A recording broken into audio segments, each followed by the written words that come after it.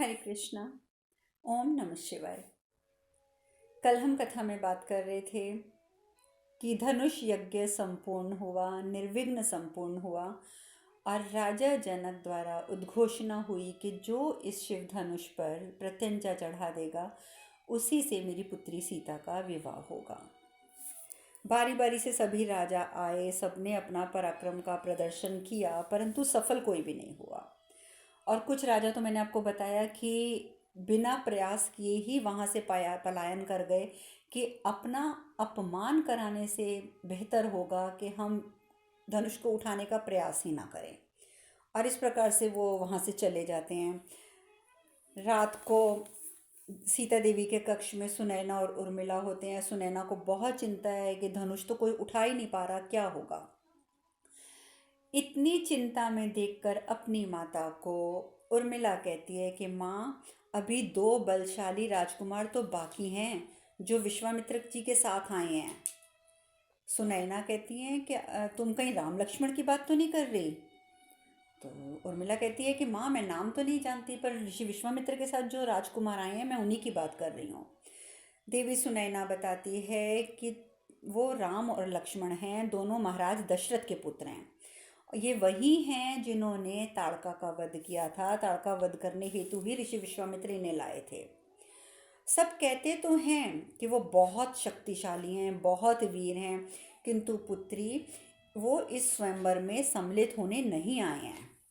वो लोग इस स्वयंवर में सम्मिलित होने नहीं आए हैं, अपितु वो तो अतिथि बनकर आए हैं।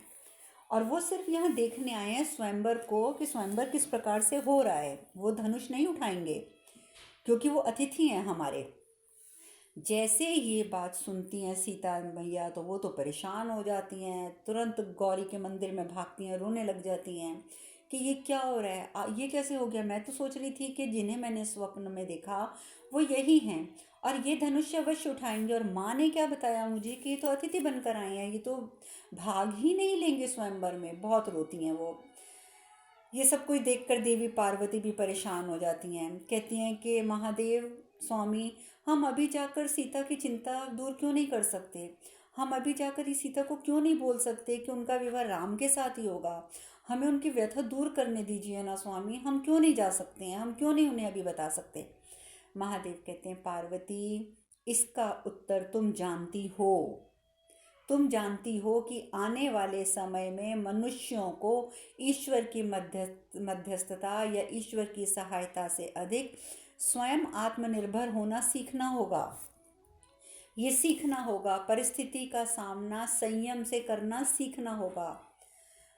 अब सीता को लेकिन रोते हुए देखकर माता पार्वती की आंखों से भी अश्रुधारा बहने लग जाती है। आप जानती हैं कि उन्हें माता लक्ष्मी से बहुत प्रेम है, इसलिए सीता के रूप में माता लक्ष्मी को देखकर वो रोते हुए उन्हें देखती हैं तो माता पार्वती की आंखों से भी आंसू बहने लग जाते हैं। और वहीं से वो अपना हाथ बढ़ाती हैं महादेव के साथ बैठे बैठे और कहती हैं, संयम रखो सीता, संयम, धैर्य रखो।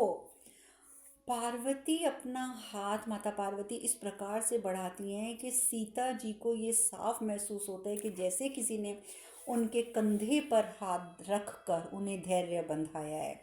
उन्हें ये शब्द सुनाई देते हैं, धैर्य रखो, संयम रखो सीता। देवी सीता एकदम बोलती हैं धैर्य, संयम। वो पर कुछ समझ नहीं पाती कि ये क्या हुआ, परंतु उनको ऐसा ज़रूर महसूस होता है देवी सीता को कि किसी न किसी ने उनके कंधे पर हाथ रखकर उन्हें धैर्य ज़रूर बंधाया है। अगला दिन सूर्योदय होता है, दोबारा स्वयंवर शुरू होता है। फिर वही सब राजा आते हैं, विफल होते हैं। अभी कुछ राजा शेष रह जाते हैं कि वहाँ पर रावण उपस्थित हो जाता है। और वही रावण घमंड से चूर, पूरी तरीके से अभिमान से परिपूर्ण।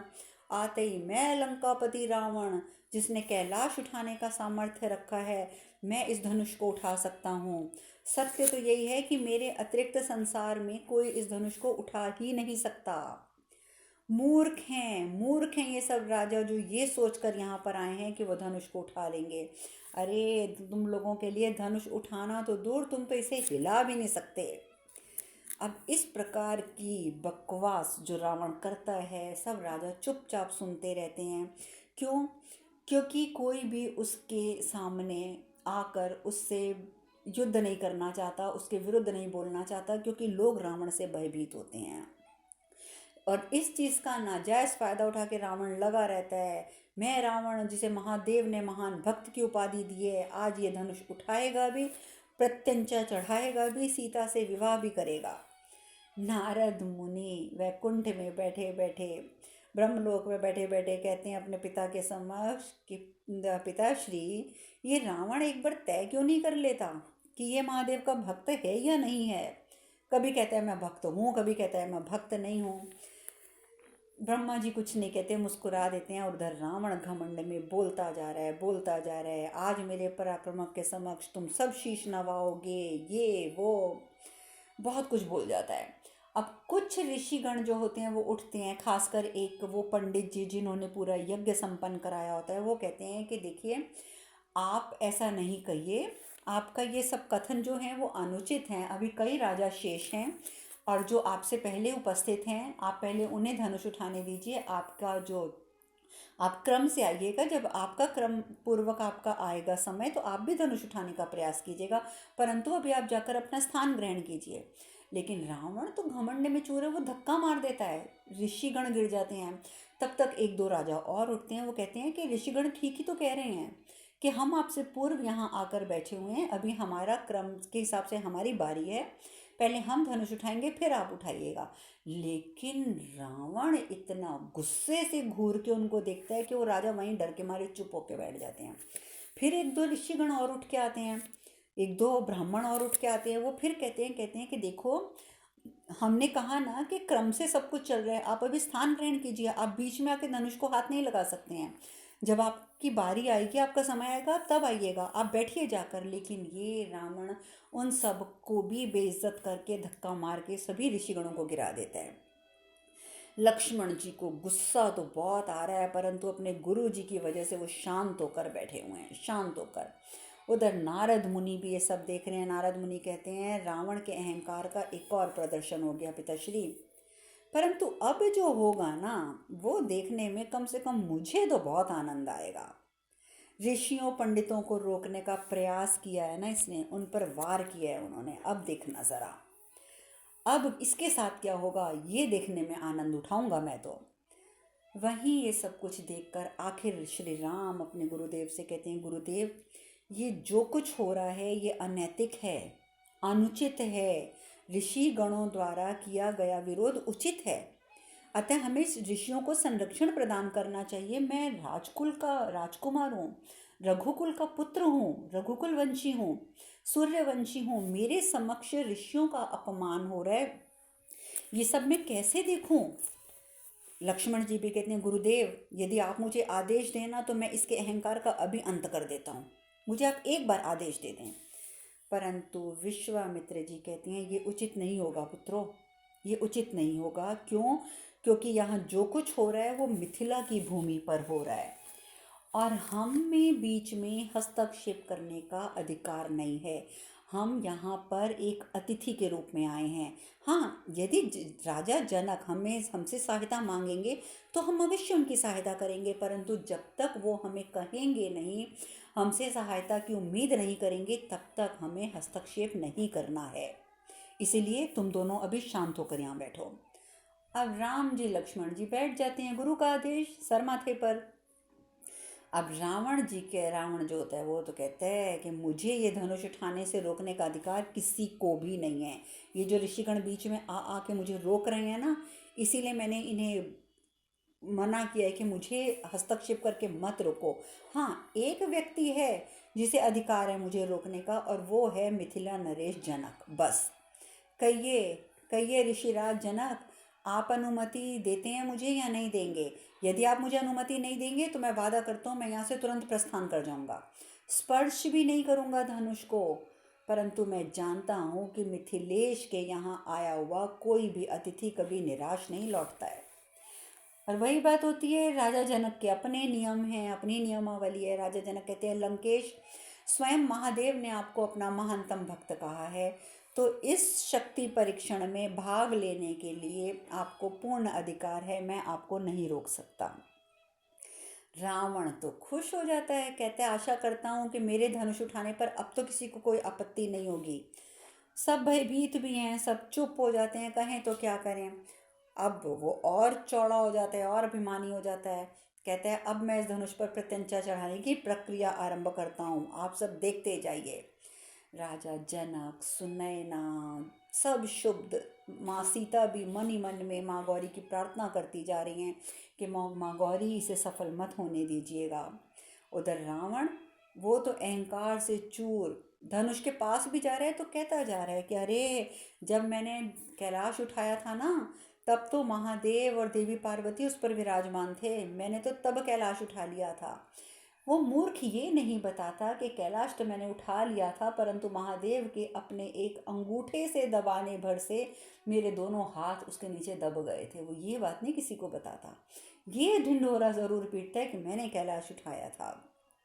और वो ये तक कहता है कि उस समय तो देवी पार्वती और महादेव विराजमान थे जब मैंने कैलाश उठाया था, और उनके विराजमान होने पर जब मैं कैलाश उठा सकता हूँ तो ये धनुष क्या चीज़ है, ये तो महादेव का मात्र एक धनुष है।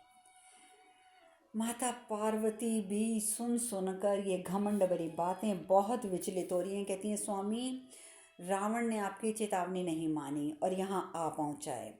अब इस शुभ अवसर पर अपने अहंकार का प्रदर्शन कर रहा है, जो उचित नहीं है स्वामी।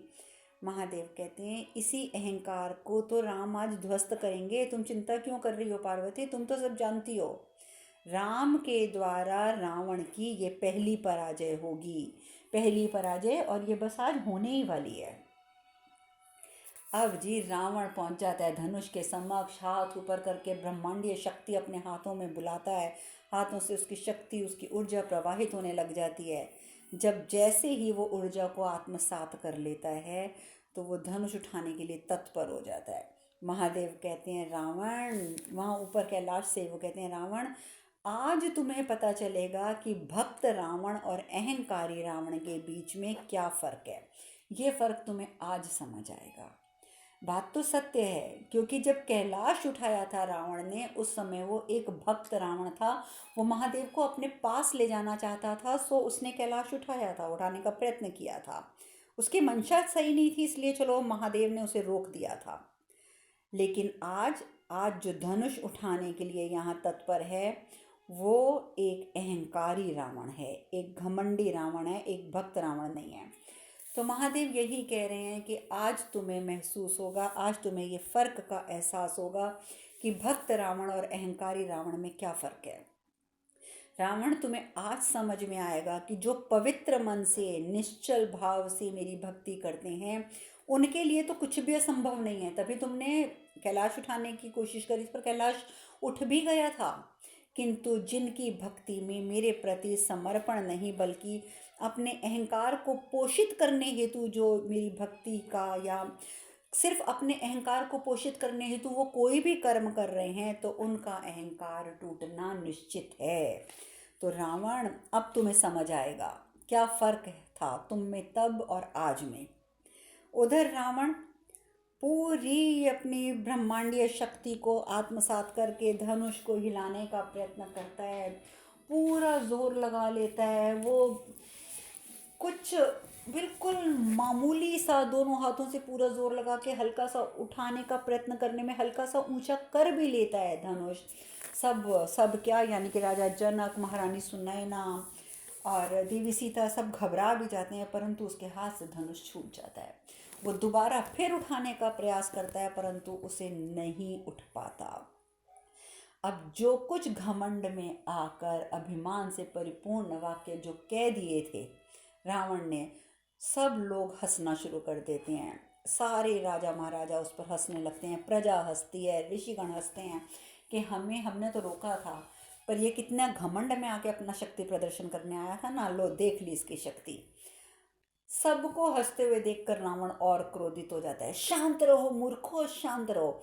मेरी असफलता पर प्रसन्नता से पूर्व ये बात भली भांति समझ लो कि यदि इस धनुष को मैं, यानी कि लंकेश, यानी कि रावण नहीं उठा पाया, तो तुम में से कोई भी इस धनुष को नहीं उठा पाएगा, कोई नहीं उठा पाएगा। मेरा उपहास उड़ाने से पहले, मेरा उपहास करने से पहले एक बार आकर उठाकर तो दिखाओ इस धनुष को। और मैं चुनौती देता हूँ कि यदि तुम में से किसी में बल है तो आओ और आकर आकर इस धनुष को उठाकर दिखाओ। लेकिन रावण की इस चुनौती को सुनने के बाद, और ये देखकर सब जानते थे कि रावण अत्यंत बलशाली है, ये देख कर के रावण भी नहीं उठा पाया धनुष को। कोई आगे नहीं आता उस धनुष को उठाने के लिए। सब चुपचाप अपने स्थान पर बैठे रहते हैं, स्थान पर बैठे रहते हैं, स्थान पर बैठे। कोई जब सामने नहीं आता तो राजा जनक को बहुत चिंता हो जाती है। राजा जनक उठते हैं। वो कहते हैं कि हर पिता अपने संतान के लिए केवल मंगल कामना ही करता है। और जब आप सब यहाँ उपस्थित हुए थे ना, सभी राजा महाराजा, तो मुझे बहुत आशा थी कि मेरी पुत्री का विवाह मेरे दिए हुए आशीर्वाद को प्रतिफलित करेगा, कि यानी कि मैंने अपनी पुत्री के लिए जो आशीर्वाद दिया है कि ये धनुष पर प्रत्यंचा चढ़ाने वाले के साथ ही सीता का विवाह होगा, मेरा ये आशीर्वाद अवश्य प्रतिफलित होगा। परंतु अब स्पष्ट हो रहा है कि मैं अपनी अभिलाषा को वास्तविकता समझ बैठा था, अपनी अभिलाषा को वास्तविकता समझ बैठा था। इस धनुष पर प्रत्यंचा चढ़ाकर मेरी पुत्री को पाने वाला कदाचित ब्रह्मदेव ने रचा ही नहीं। ब्रह्मदेव ने तो ऐसा मनुष्य रचा ही नहीं। मैं अपना आशीर्वाद तो वापस नहीं ले सकता, अपने शब्द तो वापस नहीं ले सकता कि ठीक है अब मैं अपना एक तरीका बदल लूँ, अपना नियम बदल लूँ कि ठीक है मेरी पुत्री का विवाह ऐसे व्यक्ति से नहीं अब वैसे व्यक्ति से होगा। नहीं, मैं अपना आशीर्वाद, अपने आशीर्वचन नहीं बदल सकता। ये मेरी ही भूल थी कि मैंने अपनी पुत्री के सारे सुख छीन लिए। अब मुझे स्पष्ट हो रहा है कि कोई इस ब्रह्मांड में नहीं है जो ये धनुष उठा पाएगा और मेरी पुत्री जिससे विवाह कर पाएगी। अरे मुझे क्या पता था कि ये धरती वीर और बलशाली पुत्रों को जन्म देने वाली माताओं से रिक्त हो चुकी है, रिक्त हो चुकी है। जैसे ही ये बात बोलते हैं राजा जनक, लक्ष्मण जी क्रोधित हो जाते हैं। फिर तो वो अपने गुरु जी का से भी आज्ञा भी नहीं लेते और खड़े हो जाते हैं। सूर्यवंशियों को उपस्थित हैं यहाँ पर, और सूर्यवंशियों की उपस्थिति में आपने इस प्रकार की बात कहकर हमारा ही नहीं हमारे कुल का भी अपमान किया है राजऋषि।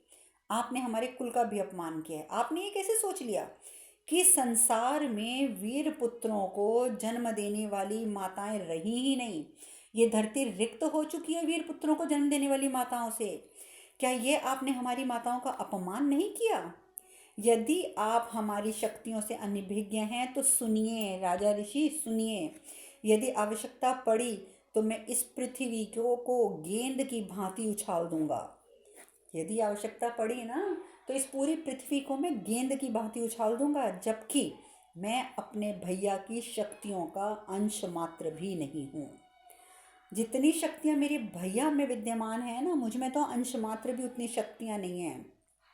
भैया में कितना बल होगा उसकी कल्पना तो आप लोग कर ही नहीं सकते। क्षमा कीजिएगा राजन, क्षमा कीजिएगा, किंतु मैं आपसे एक प्रश्न पूछना चाहता हूँ। आपने ये कैसे सोच लिया कि आपकी पुत्री से विवाह करने योग्य कोई है ही नहीं, वो भी अयोध्या के राजकुमार दशरथ पुत्र श्री राम की उपस्थिति में आपने ये बात कैसे सोची? आप भूल गए ये वही राम हैं जिन्होंने ताड़का का वध किया था। रावण अचंभित, क्योंकि जब उसे मारीच द्वारा ये सूचना मिली थी कि एक विश्वामित्र जी के शिष्य ने वध करा है ताड़का का, पर उसने कभी सोचा नहीं था कि वो देखने में कैसा होगा। परंतु श्री राम और श्री लक्ष्मण को देखकर रावण अचंभित हो जाते हैं। अरे ये तो बालक हैं और इन्होंने ताड़का का वध कर दिया था। बड़ा हैरान हो जाता है, उसको हैरानगी होती है। लक्ष्मण जी लगातार कहते रहते हैं, लक्ष्मण जी कहते हैं कि आप ये भी भूल रहे हैं कि इनके चरणों की धूल के स्पर्श मात्र से एक पाषाण अहिल्या देवी में परिवर्तित हुआ था। अरे मेरे भैया की शक्तियों के बारे में आप लोग क्या जाने? आप इस प्रकार की बातें कर रहे हैं तो ये तो अपमान है, मेरे भैया की शक्तियों का अपमान है। और उनका अपमान मुझे कदापि सहन नहीं होगा, कदापि सहन नहीं होगा कि कोई मेरे भैया का अपमान करे। अरे जो पुरुषों में सर्वश्रेष्ठ हैं, मर्यादा पुरुषोत्तम राम, आप एक बार उनको अनुमति तो दीजिए, फिर देखिए वो कैसे इस धनुष को उठाते हैं। और मैं तो आपसे यही कहूँगा कि आप एक बार मेरे भैया को बुलाइए और उन्हें अनुमति दे दीजिए, और वो धनुष उठाकर आपके कथन की असत्यता को सिद्ध करेंगे कि आप असत्य कह रहे हैं कि ये धरती रिक्त हो चुकी है ऐसी माताओं से जो बलशाली पुत्रों को जन्म देती हैं। आप बुलाइए तो सही, बुलाइए महाराज एक बार। भगवान शिव ऊपर बहुत प्रसन्न है। माता पार्वती कहती हैं कि कितनी सही बात है, राम के ऊपर कोई उंगली उठाए लक्ष्मण चुप हो जाएं, असंभव, असंभव है। ये भी तो शेषनाग का ही अवतार है ना, कैसे चुप होंगे। भ्राता के रूप में नारायण की प्रतिष्ठा बनाए रखने हेतु ये कोई विकल्प शेष नहीं छोड़ेंगे। भगवान शिव कहते हैं हाँ पार्वती, और जानती हो तुम कि आने वाले युग में भी ये दोनों पुनः भ्राता के रूप में ही अवतरित होंगे। और आप जानते हैं कि अभी तो त्रेता युग में ये श्री राम श्री लक्ष्मण के रूप में आए हैं, और उसके बाद द्वापर युग में फिर से नारायण और शेषनाग जो हैं वो श्री कृष्ण और श्री बलराम के रूप में उपस्थित हुए थे। तो यही महादेव कह रहे हैं कि आने वाले युग में ये दोनों पुनः भ्राता के रूप में अवतरित होंगे। अब लक्ष्मण जी जब इस प्रकार से उद्घोषणाएं करते हैं तो महादेव कैलाश पर बैठे बैठे विश्वामित्र को पुकारते हैं। विश्वामित्र, विश्वामित्र जी आप जानते हैं महातपस्वी महान ज्ञानी। एकदम उनको भगवान महादेव की आवाज़ सुनाई दे जाती है, वो तुरंत अपने नेत्र बंद कर लेते हैं, ये सोचकर कि मेरे हृदय में आवाज़ आई है कि महादेव मुझे पुकार रहे हैं, तो ज़रूर वो मुझे कुछ संदेश देना चाहते हैं। उन्हें नेत्र बंद करते ही महादेव का कथन सुनाई देता है कि राम और सीता के मिलन हेतु आपकी भूमिका निभाने का समय आ गया है। विश्वामित्र जी जैसे ये कथन सुनते हैं उनके चेहरे पर प्रसन्नता आ जाती है, क्योंकि अब तो महादेव ने अनुमति दे दी कि आप उठो और अपना कर्म करो। बहुत प्रसन्न हो जाते हैं विश्वामित्र जी, वो खड़े हो जाते हैं, कहते हैं राजा ऋषि जनक, मैं आपके कथन से असहमत नहीं हूँ कि इस सभा में उपस्थित कोई भी राजा इस धनुष को उठाने का सामर्थ्य नहीं रखता है, किंतु जब प्रश्न आपने मनुष्य के पुरुषार्थ पर उठाया है तो उसके उत्तर के रूप में मैं आपसे निवेदन करता हूँ कि महादेव के इस धनुष को उठाने का एक अवसर आप मेरे शिष्य राम को दीजिए, आप मेरे शिष्य राम को दीजिए।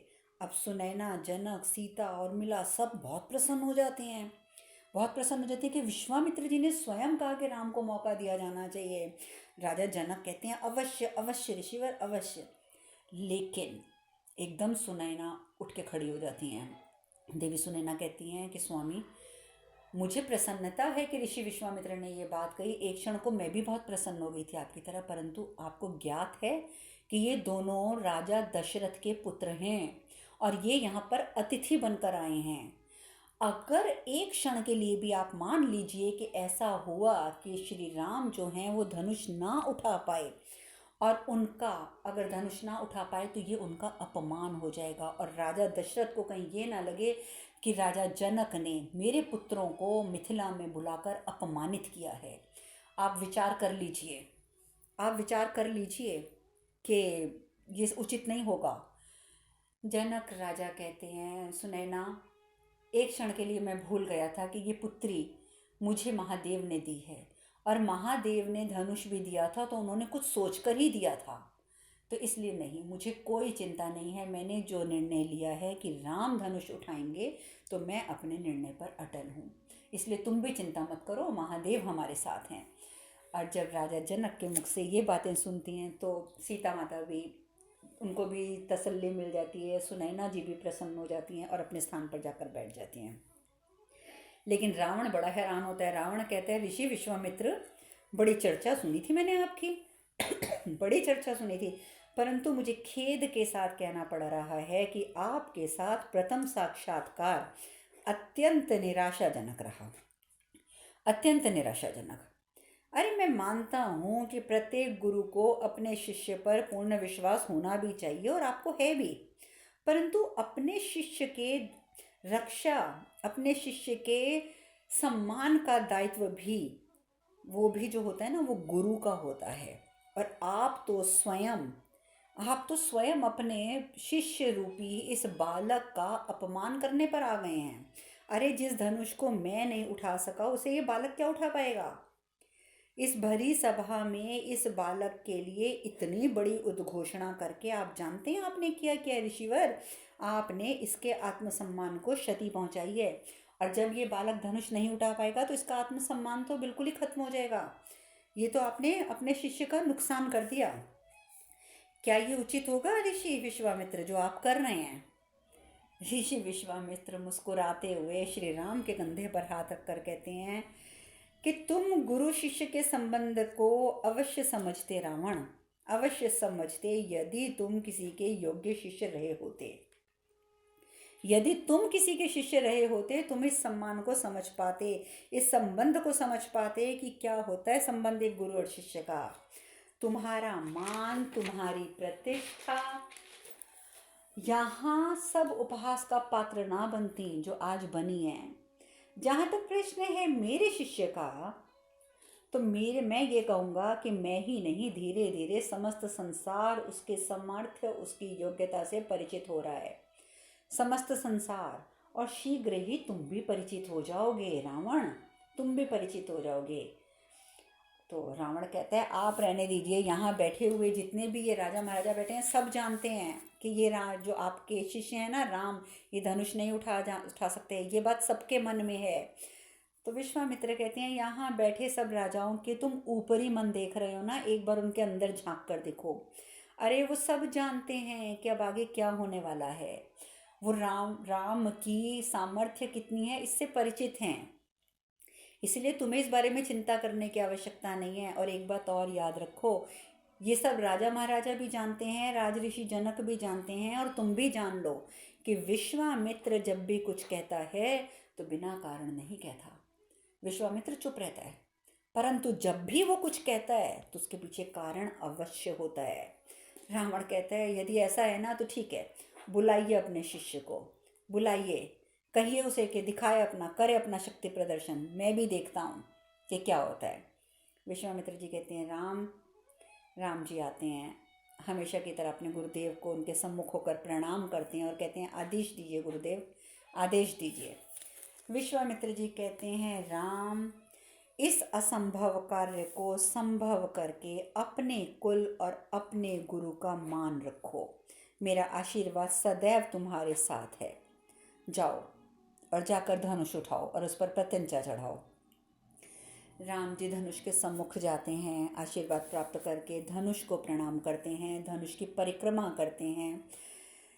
महादेव कहते हैं राम सीता के मिलन हेतु हमारे अंतिम योगदान का समय आ गया है। सीता और पार्वती, हमारा अंतिम योगदान का समय आ गया है।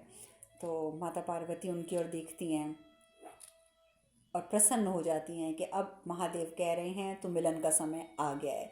उधर देवी सीता वो भी लगातार प्रार्थना करती हैं, लगातार प्रार्थना करती हैं माँ गौरी से कि माँ गौरी मुझे आशीर्वाद दीजिए कि मैं, अगर आप कहेंगी तो मैं यहाँ बैठे बैठे आधा भार उठा लूँगी इस धनुष का, लेकिन ये जो भी हैं, जो आ रहे हैं राजा दशरथ के पुत्र श्री राम धनुष उठाने, ये इस धनुष को उठा सकें। महादेव मन ही मन मुस्कुराते हैं कि उन्हें क्या ज़रूरत पड़ी है सीता तुम्हारे आधा बोझ उठाने की। परंतु सीता जी के मन में ऐसे विचार भी आए, महादेव बहुत प्रसन्न होते हैं। महादेव कहते हैं ऐसा ही होगा सीता, ऐसा ही होगा। उधर राम जी धनुष की परिक्रमा करते हैं और मन ही मन में कहते हैं कि मैं जानता हूँ कि अपने गुरु की आज्ञा पालन करना, वो भी बिना किसी शंका के, ये मेरा धर्म है। किंतु आप मेरे आराध्य हैं, और जब मैं आंखें बंद कर रहा हूँ प्रभु तो मुझे नज़र आ रहा है कि जैसे ही मैं धनुष उठाकर प्रत्यंचा चढ़ाऊँगा ये धनुष टूटेगा और धनुष टूट जाएगा। ये मुझे सही नहीं लग रहा, क्योंकि आप मेरे आराध्य हैं, ये आपका धनुष है, मेरे लिए धनुष पूजनीय है, और मेरे हाथों से इस धनुष का टूटना नहीं प्रभु, नहीं, ये मर्यादा का उल्लंघन होगा, अनुचित होगा। वो अपने नेत्र बंद कर लेते हैं कि शायद महादेव का कोई संदेश उन्हें प्राप्त हो। लक्ष्मण जी विचलित होते हैं, गुरुदेव गुरुदेव भैया धनुष उठा क्यों नहीं रहे, वहाँ खड़े क्यों हो गए हैं, जाकर उठा क्यों नहीं रहे। विश्वामित्र जी कहते हैं लक्ष्मण संयम रखो, तुम्हारा भ्राता जो करेगा वो उचित होगा, संयम रखो, वो धनुष भी उठाएगा। अब लक्ष्मण जी भी अधीर होकर वहाँ बैठे हैं और महादेव के आदेश की प्रतीक्षा में श्री राम वहाँ पर धनुष के सम्मुख नेत्र बंद करके खड़े हैं। अब आगे की चर्चा हम कल करेंगे। आज हम कथा में यहीं विश्राम लेते हैं। हरे कृष्ण कृष्ण कृष्ण हरे हरे, हरे राम राम राम हरे हरे। आप सब खुश रहें, सुखी रहें, स्वस्थ रहें। हरे कृष्णा। ओम नमः शिवाय, ओम नमः शिवाय, ओम नमः शिवाय, ओम नमः शिवाय, ओम नमः शिवाय।